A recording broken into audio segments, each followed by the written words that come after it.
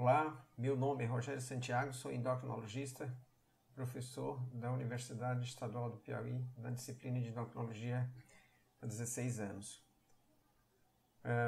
O meu currículo está disponível na plataforma Lattes. E hoje eu trago aqui um tema que eu acho de relevância muito grande. E depois que eu comecei a fazer a revisão estatística dos trabalhos publicados, eu achei mais relevante ainda estar disponibilizando esse conteúdo para todos os médicos que se interessem sobre esse assunto de diabetes e Covid-19. Então eu fiz nos últimos dias uma revisão da literatura e junto com a experiência clínica eu pretendo ajudar aqueles que não são familiarizados com diabetes a entender um pouco mais da doença e qual a situação dos diabéticos perante o risco de contraírem Covid-19. Os objetivos dessa aula é estabelecer a relação epidemiológica entre Covid-19 e diabetes, definir as peculiaridades da evolução clínica no diabetes diante da infecção por Covid-19, rever a evolução clínica metabólica do diabetes diante de outras viroses e inflamação sistêmica, e definir a melhor conduta a ser tomada em portadores de diabetes tipo 1 e tipo 2 acometidos por Covid, sempre procurando as últimas evidências médicas publicadas. Então, começando os nossos estudos, levantamos evidências da literatura. No site da NCBI, procuramos no PubMed e associamos a palavra Covid-19 e diabetes. E encontramos não satisfatoriamente, somente 21 artigos que relacionam o tema, e quando você vai olhar um por um, alguns acabam também não tendo nada a contribuir, principalmente sobre conduta. Então vamos trazer aqui as principais informações dos estudos listados. Aqui nesse slide nós combinamos duas publicações. A publicação, duas publicações chinesas, uma com 138 pacientes com pneumonia infectados com Covid-19 e outra uma revisão de saúde pública também da China. Aqui com 138 e esse aqui com 140 pacientes, ou seja, aí por volta de uns 280 pacientes. Quais são os dados estatísticos epidemiológicos relevantes?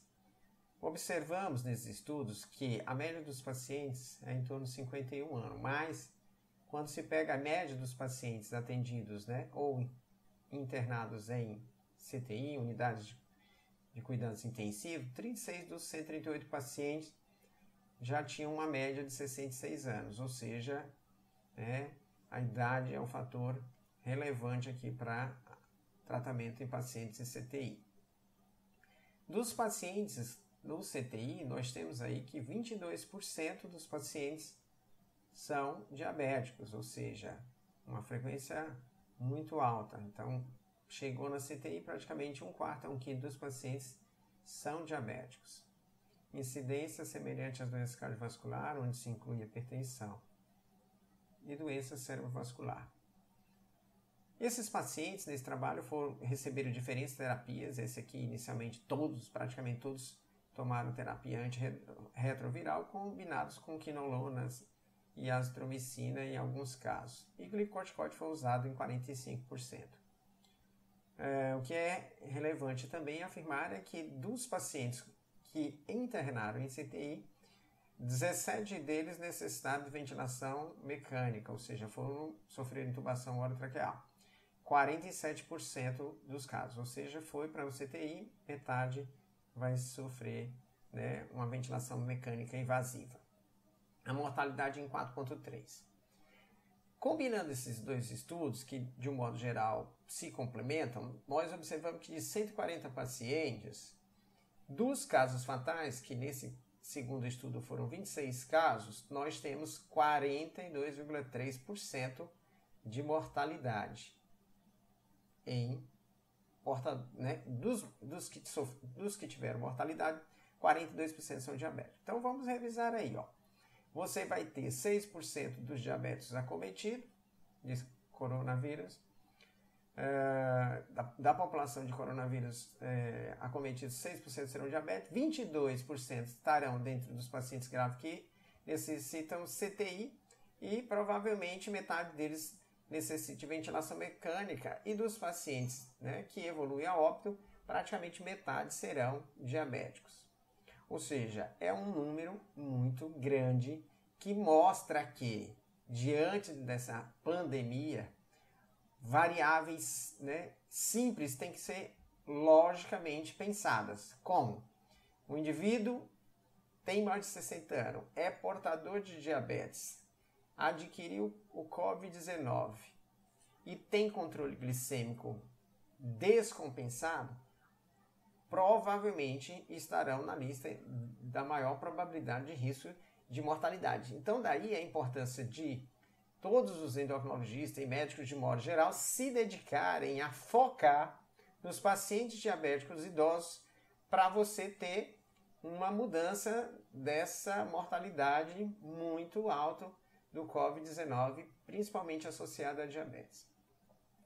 O que é interessante observar é que, né, os pacientes que falecem, quais são os sintomas desses pacientes? O que eles foram admitidos? Com febre, tosse, né, encurtamento da respiração, dor torácica, mas somente 12% dos pacientes possuíam um quadro descrito de dispneia. Ou seja, a dispneia em portadores, né, de diabetes que evoluirão para morte em decorrência de COVID-19 não é um bom sinalizador clínico de identificar os casos mais graves. Não esperem que, né, os pacientes mais graves tenham dispneia. Então, o fato de ser idoso, descompensado do diabetes e, né, adquirir o COVID-19 já merece toda a atenção especial de risco e de um trabalho mais zeloso e cuidadoso em cima dessa população. Então, esse número que combinou esses 42% de óbitos em diabetes, associado a 12% só, né, possuíam dispneia, me chamou bastante a reflexão sobre compartilhar essa informação com outros colegas médicos. Meta-análise, né, em relação ao COVID-19, praticamente poucos estudos já são aí de meta-análise. Mas, obviamente, você vai encontrar no atual mês de março de 2020 uma meta-análise em paciente diabético. Então você pega, vai pensando informações dentro de vários estudos. E a maior meta-análise que eu encontrei foi essa aqui, que tem 8 estudos e catalogou aí 46.248 infectados. Nessa casuística, 8%, variou de 6 a 11%, tinham diabetes. Então, você vê que da maioria dos pacientes que têm COVID-19, né, os diabetes são uma proporção relativamente pequena, visto que 7% da população, de modo geral, tem diabetes. Então, você acomete o diabetes como acomete a maior parte da população. Porém, os diabéticos acometidos acabam evoluindo mal em relação ao prognóstico. Então, nós temos que mudar isso. Procurando evidências, né, da relação de diabetes, SARS, MERS, que são epidemias que ocorreram por volta de 2002, 2003 e trabalhos publicados em torno de 2006, nós observamos que as epidemias anteriores tiveram uma mortalidade bem maior. E naquela ocasião também, alguns estudos tentaram associar, né, pior prognóstico ao diabetes. Então, esse estudo aqui publicado em 2006 conseguiu arranjar essa evidência de que níveis de glicose e diabetes são fatores independentes para a mortalidade de SARS. Então, aqui, né, no caso do COVID-19, seguimos a mesma tendência. Buscando na literatura artigos, né, especificamente em diabetes, encontramos esse aí do dia 13 de março de 2020, que fala diretamente sobre a necessidade da monitorização glicêmica nessa epidemia, né, de coronavírus, que isso ele diz que é uma necessidade urgente, quer dizer, temos que monitorizar e saber a glicemia dos pacientes diabéticos diante dessa situação de COVID-19. Então, ele mostra aqui que na maior parte dos estudos, os diabéticos têm essa média aí de 7,3% dos casos acometidos, que é uma média bem mais alta, entendeu? De mortalidade do que a mortalidade de quem não tem nenhuma comorbidade, que é em torno de 0,9. Se você olhar esse número de mortalidade 7,3 no diabetes, então você talvez até extrapole um pouco as informações para ver, né, que grupos de mortalidade tão alta como essa também ocorreram em outros países, como a Itália, onde a população é bem mais idosa e a média de mortalidade foi com a idade acima de 70 anos. Então talvez lá, ainda falta análise estatística, a prevalência de diabetes no grupo de idosos da Itália tenham aumentado bastante a casuística de mortalidade na população de diabetes. Ele faz novamente a revisão da literatura, dizendo que 5 a 20% dos pacientes que têm Covid-19 têm diabetes e que é essencial você ter um controle sobre esses doentes porque eles evoluem mais rapidamente a síndrome de desconforto respiratório agudo e choque séptico, evoluindo mais facilmente para a falência de múltiplos órgãos. Também, né, corrobora a informação de que dos pacientes em CTI, mais diabéticos ocupam leito do que os demais indivíduos, em torno de 22% contra 6% da população. E que provavelmente, como já é confirmado aqui, os diabéticos acabam tendo uma mortalidade maior. Então ele passa aquela mensagem, né? Os intensivistas, né, os pneumologistas e a linha de frente de médicos que estão cuidando dos pacientes com Covid-19 não têm uma suficiente experiência clínica na terapia de diabetes. Então ele traz esse artigo chamando a atenção da necessidade de focar na terapêutica de diabetes para melhorar o prognóstico dos pacientes em CTI. Apesar de citar isso, nesse trabalho não há grande relevância de instrução para o leitor de que táticas ou técnicas usar para melhorar esse prognóstico. Já esse artigo, publicado mais recentemente por um grupo de indianos, já foca dicas clínicas para você melhorar o prognóstico dos pacientes diabéticos com Covid-19. Faz a revisão da literatura, corroborando já os achados prévios, traz a informação de que 42% dos pacientes em CTI, né, dos pacientes que, né, evoluem com mortalidade em casos graves são diabéticos, e mostra a necessidade de você ter um tratamento especial desses pacientes com Covid-19. Aí ele orienta medidas gerais dos pacientes com diabetes, que eu vou já listar e comentar, e depois, isso aqui no caso seriam medidas preventivas, onde o indivíduo tem diabetes e não tem Covid-19. E depois ele orienta as medidas do portador de diabetes com Covid-19. Então, medidas específicas gerais ao paciente diabético sem Covid. Então ele diz que preparando-se, entre aspas, né, para a redução do risco do Covid, você tem que manter um bom controle glicêmico. Então, a média glicêmica, a automonitorização são essenciais para o paciente diabético definir se ele está bem controlado ou não. Mais na frente a gente vai mostrar os critérios de bom controle. Checar, né, e se atualizar com seus especialistas de como está a sua doença cardíaca e renal associada, para estabelecer uma atualização terapêutica nesses casos. Suplementar, né, minerais e vitaminas quando necessário, se houver alguma carência nutricional. Aconselha a manutenção do exercício físico, de preferência domiciliar, evitando academias e piscinas, que são conglomerados onde ele pode adquirir o Covid-19. E importante, vacinação, né, contra influenza, que é o que está acontecendo neste mês aqui no Brasil, para evitar a co-infecção desses dois graves patógenos. Medidas específicas do portador de diabetes com Covid-19. Em caso de pessoas com diabetes que desenvolvem febre, tosse, coriza, dispneia, esses têm que notificar autoridades de saúde. Nos casos leves, o paciente deve ficar isolado em casa, evitando contatos com outras pessoas. Nesse caso, sintomáticos com acetaminofén, inalação, né, hidratação via oral e controle glicêmico são importantes pontos de conduta domiciliar. No diabetes tipo 1, ele tem que aumentar o número de monitorizações de glicemia, tanto por diferentes métodos de monitorização, né, para ver se o seu controle está adequado e manter adequado para superar esse quadro infeccioso.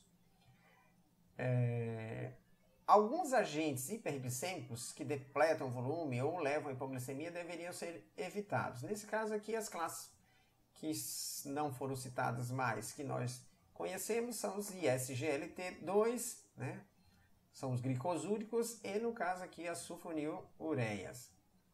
Então, esses pacientes têm que ter cuidado melhor com essas medicações com o intuito de evitar hipoglicemia e desidratação.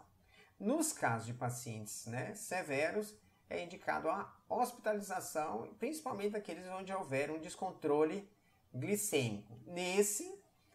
Nesses casos, de imediato, devem ser suspensos a prescrição de metformina e medicações como os ISGLT2, no caso, dapaglifosina, dentre outros membros dessa classe farmacológica.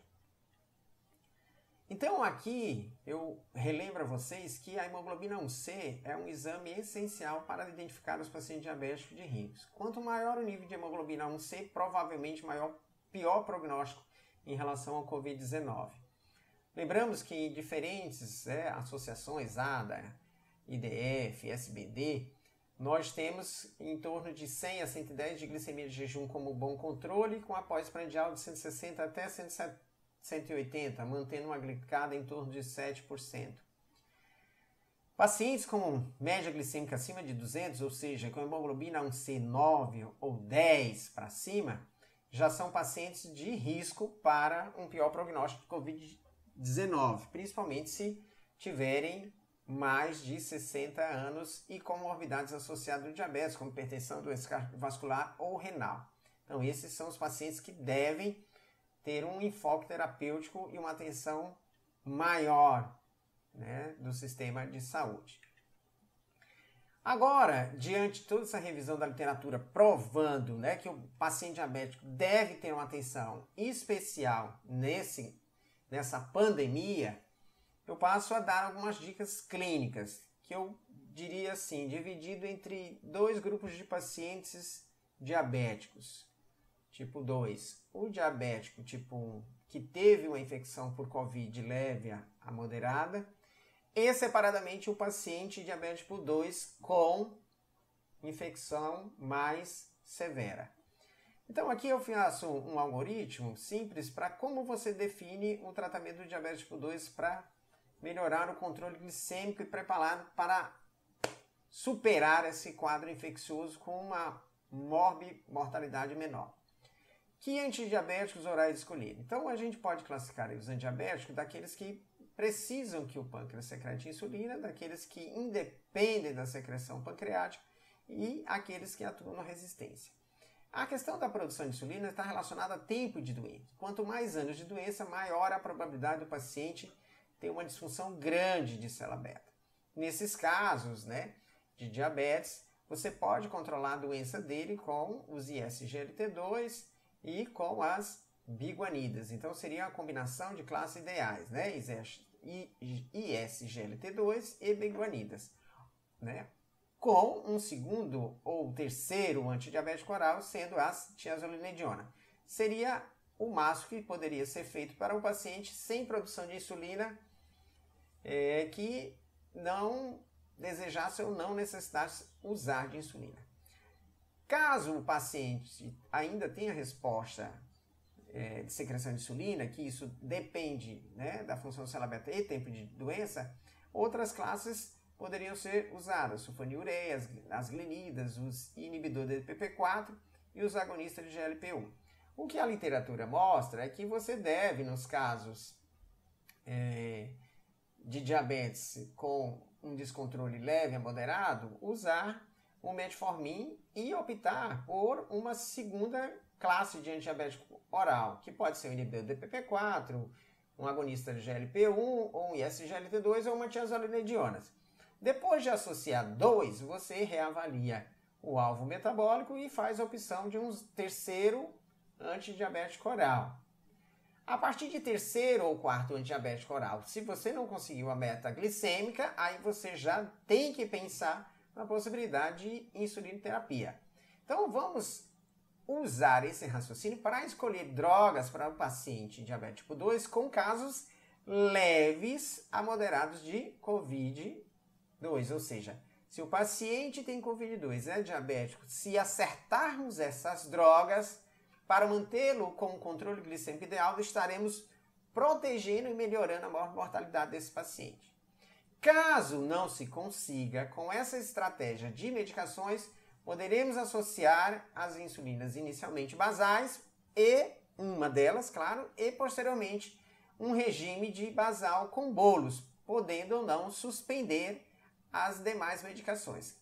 Ou seja, no paciente diabético com COVID de leve a moderada gravidade, você pode manter os antidiabéticos orais e, se necessário, acrescentar insulinas basais com ou sem insulinas que tenham ação de bolos, ou seja, aquelas que você acrescenta nos pré-prandiais conforme a refeição e controle glicêmico. Alguns detalhes para os pacientes de quadros leve a moderados são que se o indivíduo tiver doença cardiovascular ou ICC, algumas classes são mais preferidas, tipo metformin, SGLT2, agonistas de GLP-1 e tiazolina de ionas são de melhor prognóstico quem tem doença cardiovascular. Se tem ICC, os inibidores de SGLT2 têm uma preferência sobre as outras classes farmacológicas. E se o paciente tem doença renal? Então precisamos saber se a doença renal dele é leve, moderada, severa ou dialítica.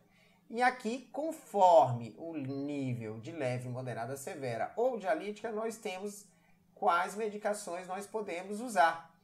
Então, a liraglutida, a linagliptina, a tiazolina de ionas, são remédios que você pode usar em graus mais relevantes de comprometimento renal. Já outros, como sulfonilureia, metformin, precisam de uma melhor função renal, conforme está estabelecido aqui neste gráfico.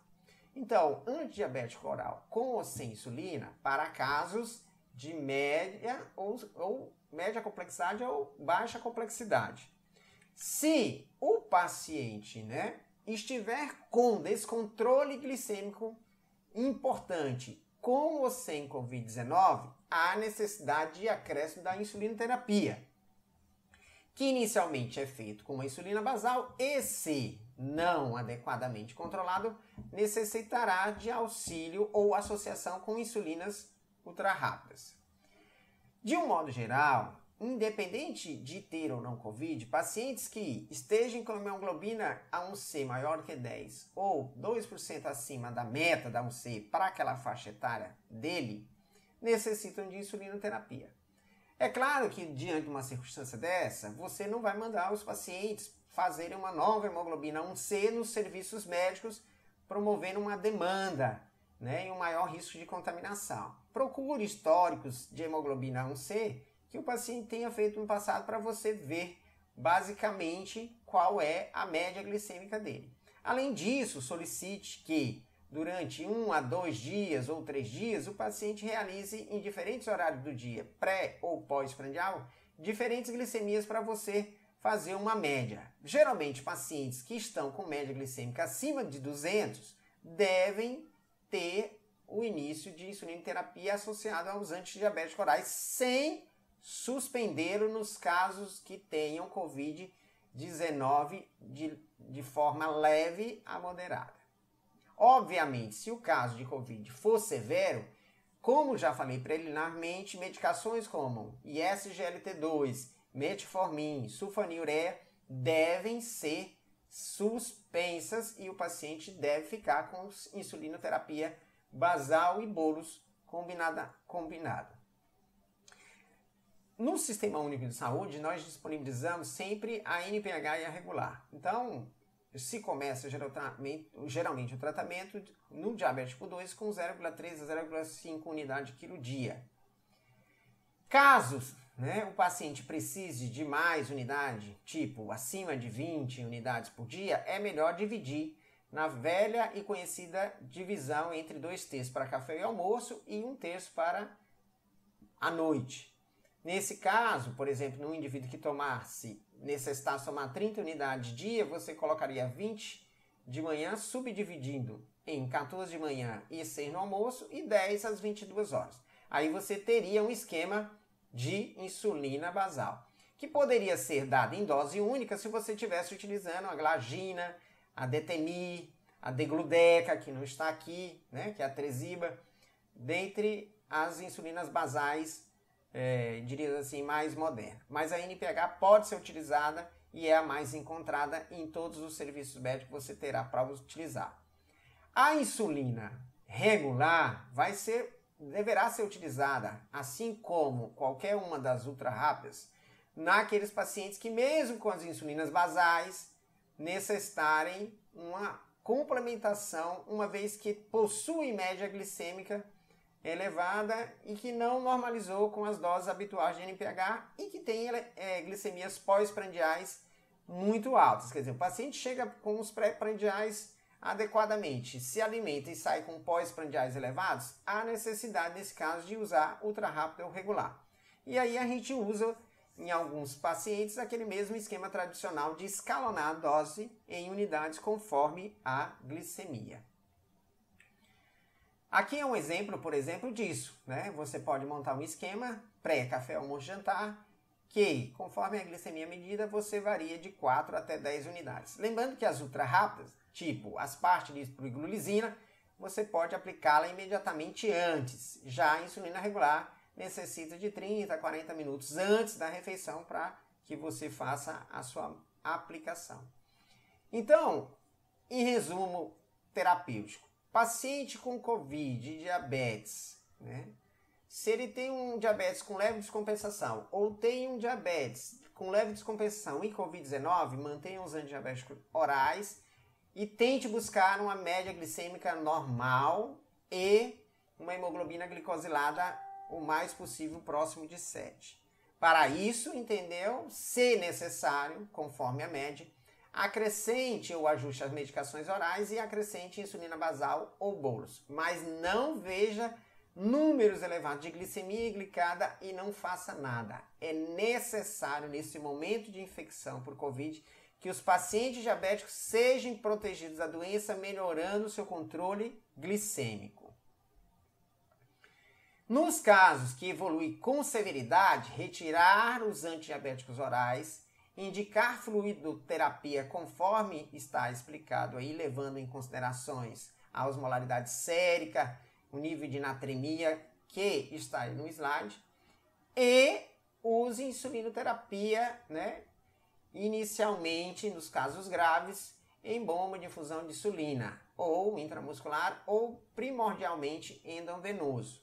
Você pode misturar a insulina regular 25 unidades com 250 ml de soro fisiológico, fazer uma infusão, deixando a bomba correr para que você a cada hora monitorize a glicemia e tente pelo menos reduzir a glicemia acima de 50 mg por decilitro por hora. Caso não o faça, dobre a dose de infusão até chegar aos seus objetivos, que é manter uma média glicêmica abaixo de 160, 140. Lembrar que nos quadros severos, a média glicêmica elevada leva ao fenômeno chamado glicotoxicidade. Então, nas primeiras horas ou no primeiro dia, você precisa de uma dose de insulina total dia maior. E, posteriormente, você vai diminuindo. Essa terapia combinando basal e bolos pode ser usada tanto em diabetes tipo 2 quanto em diabetes tipo 1. E os mesmos cuidados você vai ter com relação ao nível de sódio e principalmente ao potássio, ou seja, como a insulina é importante para o equilíbrio eletrolítico do potássio, Em pacientes que tiverem hipocalemia na admissão, não administrar insulina até a reposição adequada de potássio. E naqueles com potássio maior ou igual a 5, não fazer reposição de potássio. Somente insulinoterapia já vai promover a normalização do potássio. Mas sempre monitorizando glicemia, o pH sanguíneo e os níveis de eletrólito, principalmente sódio e potássio. O artigo conclui dizendo que tem terapias não provadas no tratamento do Covid. Então, na ausência ainda de um antirretroviral específico, é anedótico, ele inclusive chama, que se use lopinavir, ritonavir, interferon, remdesivir, cloroquina, que está muito sendo citada, como terapia. Os inibidores de ECA e os bloqueadores do receptor de angiotensina parecem ter um papel, mas ainda precisam mais estudos. Aqueles que necessitarem de vacinação, obviamente, deverão ser vacinados. A suplementação de vitamina C não faz parte do arsenal terapêutico do Covid-19. E é bem provável que a vacina não chegue a tempo de você proteger esses diabetes. Então, a melhor forma de protegê-los é melhorar o controle glicêmico e, no momento, o isolamento físico, né, para evitar a infecção.